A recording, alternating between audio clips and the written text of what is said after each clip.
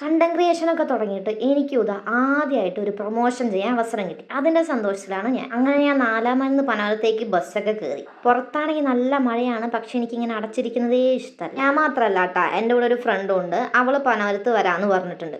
ഞങ്ങൾ തമ്മിലാണെങ്കിൽ ഒരു മത്സരമൊക്കെ വെച്ചിട്ടാണ് പോകുന്നത്. ആദ്യം ആരവിടെ എത്തും എന്നതായിരുന്നു മത്സരം. ഞാൻ 2 മിനിറ്റ് നേരത്തെ കയറിയോണ്ട് തന്നെ അവൾക്ക് 2 മിനിറ്റ് എക്സ്ട്രാ കൊടുക്കണം. അപ്പം ഞാൻ അതാ സമയവും നോക്കി ഇവിടെ ഇങ്ങനെ നോക്കിയിരിക്കുകയാണ്. ഈ ബസ്സിൽ അവൾ ഉണ്ടാവുമെന്നാണ് പറഞ്ഞത്. എന്തായാലും നമുക്ക് നോക്കി നോക്കാം. അങ്ങനെ കാത്തുതാ അവള് വന്ന്. അപ്പം ഈ മത്സരത്തിൽ ജയിച്ചത് ഞാൻ തന്നെയല്ലേ. പിന്നെതാ ഷോപ്പിലേക്ക് പോണതിന് മുന്നേ ഇവള് പറഞ്ഞുതരാണ് എന്തൊക്കെ പറയണോന്ന്. എന്തായാലും ഇവള് വന്ന് നന്നായി. അവിടെ പോയപ്പോഴത്തേക്കും എന്തൊക്കെ പറയണോന്നുള്ള ഒരു ഐഡിയ തന്നിട്ടുണ്ടായിരുന്നു. ആ വീഡിയോ കണ്ടവർക്കറിയാം, അതിൽ ഞാൻ ഒരു ഇൻട്രോ കൊടുക്കുന്നത് വെറും 15 സെക്കൻഡ്. പക്ഷേ ആ 15 സെക്കൻഡുള്ള വീഡിയോ ഞാൻ എടുത്തത് ഒരു 1/4 മണിക്കൂർ പണിയെടുത്തിട്ട് തന്നെയാണ്. ഞാനാണെങ്കിൽ വല്ലാത്തൊരു ഇൻട്രോ ആയതുകൊണ്ട് എന്ത് ചെയ്യണമെന്നൊന്നും എനിക്കൊരു ഐഡിയ ഇല്ലായിരുന്നു. ഇതാ ഇവളും കൂടി ഇല്ലായിരുന്നെങ്കിൽ ഞാൻ നേരെ വീട്ടിൽ പോയേനെ. അങ്ങനെ അതൊക്കെ സെറ്റാക്കി നേരെ നമ്മൾ ഷോപ്പിലേക്ക് പോയി. അവിടെ ഇതന്നെയായിരുന്നു അവസ്ഥ. പക്ഷെ എന്നാലും നമ്മളത് ചെയ്ത് അവിടെ നിന്ന് നേരെ ഇറങ്ങിയിട്ട് ഞങ്ങൾ രണ്ടും കൂടെ കഴിക്കാൻ പോയി.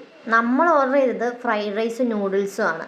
അതും കഴിച്ച് പിന്നെ കുറേ നേരം വർത്താനവും പറഞ്ഞ് ഞങ്ങൾ കുറച്ച് നേരം അങ്ങനെ ഇരുന്നു. എൻ്റെ സ്നേഹമുള്ള അൻസ് എനിക്ക് വിളമ്പി തരികയാണ് ഗൈസ്. അതൊക്കെ കഴിഞ്ഞ് പുറത്തെത്തിയപ്പോഴത്തേക്ക് ഇവക്ക് പോകാനുള്ള ബസ് വന്ന് അവൾ എനിക്ക് ടാറ്റയിൽ നിന്ന് പോയി. ഇനി ഞാൻ അവിടെ നിന്നിട്ട് കാര്യമില്ലല്ലോ, ഞാനും പോയി. അങ്ങനെ നേരെ 4 മൈൽ എത്തി. 4 മൈലിൽ നിന്ന് നമുക്ക് 8:4 ബസ് കിട്ടി.